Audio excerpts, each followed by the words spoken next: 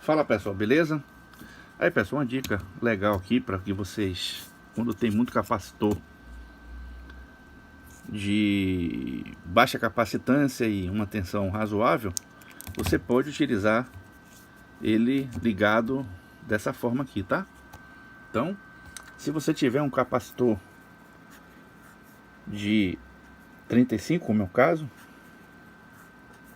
você pode ligar ele em série. Se aqui for de 2 e de 2, se você for utilizar ele vai ter um micro.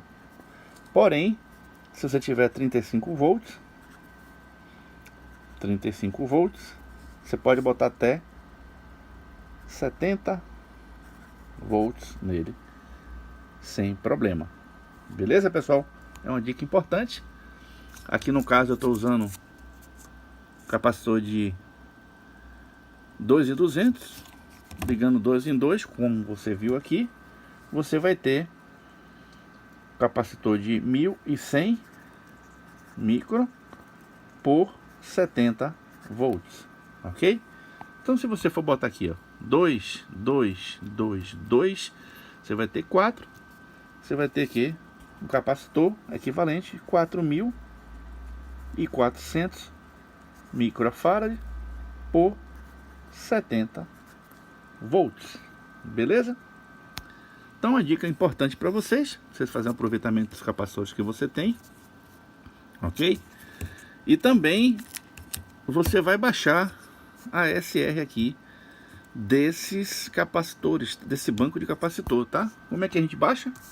É simples. O que é um SR? Não é resistência equivalente série? Elas não vão estar ligadas assim. Vou dar um exemplo. Então ela vai estar isso aqui. Beleza?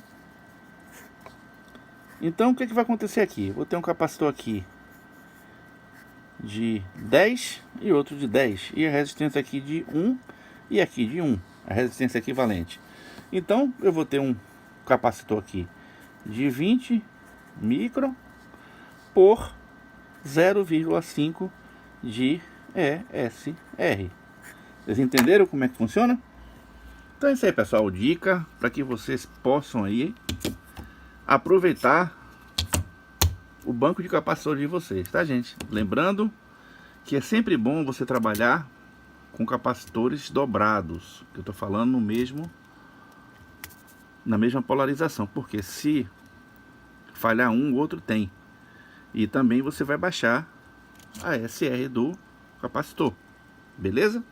Vai melhorar bastante a sua fonte. Lembrando que em retificadores também é aconselhável você colocar esse capacitorzinho aqui, ó, que fica em paralelo com o diodo. A gente sabe que quando você aumenta a corrente, o que acontece? O aquecimento do semicondutor, da pastilhazinha que está aqui dentro, e com isso você tem chamado ruído térmico, ok? Então a função desse capacitor é você imunizar esse ruído, ok? Esse capacitorzinho aqui eu recomendo você colocar entre 10 nano e 150 nano para uma fonte aí que você tenha um consumo de 10 amperes e os retificadores são para 10 amperes, porque ele aí vai aquecer mais, né? Porque ele vai trabalhar já bem próximo do limite. E você tem o tipo de retificação onda completa e vai ter a maior estabilidade da sua fonte. Outro detalhe, evitem colocar sempre capacitores desiguais em paralelo, ou em série, desculpe, em paralelo mesmo.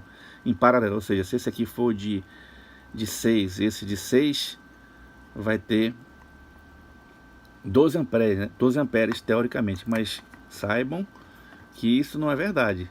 Cada diodo tem sua resistência equivalente em série. Isso faz com que às vezes um trabalhe mais do que o outro. Então é sempre bom você ter somente uma ponte retificadora com diodos semelhantes e sem ter esse problema aí de dobra. Normalmente quem utiliza esse tipo de artifício, tá? A gente sempre coloca como o diodo para suportar picos de correntes excessivas e não para ser uma corrente constante. Então, se você for fazer uma fonte de corrente constante, ou seja, o consumo seja constante, utilizar sempre diodos um pouco maior do que a carga consuma. Então, vamos supor que eu quero montar aqui uma fonte para amplificador que vai ter um consumo de 5 amperes, então eu vou utilizar normalmente diodos de 10 amperes, ok? E para evitar que sobrecarregue em picos, eu coloco normalmente, eu dobro a quantidade de diodos, porém sendo do mesmo tipo, tá? Do mesmo lote, e sempre ter o cuidado de medir a SR deles, tá? Para você ter uma equivalência e não ter perda aí, ou seja, um trabalhar mais do que o outro, porque não vai ser dividido, ok? Um vai estar sempre diferente, então vai sempre estar um trabalhando mais. Como esse um aqui já está dentro da necessidade da fonte, não vai fazer muita diferença você estar com ele dobrado.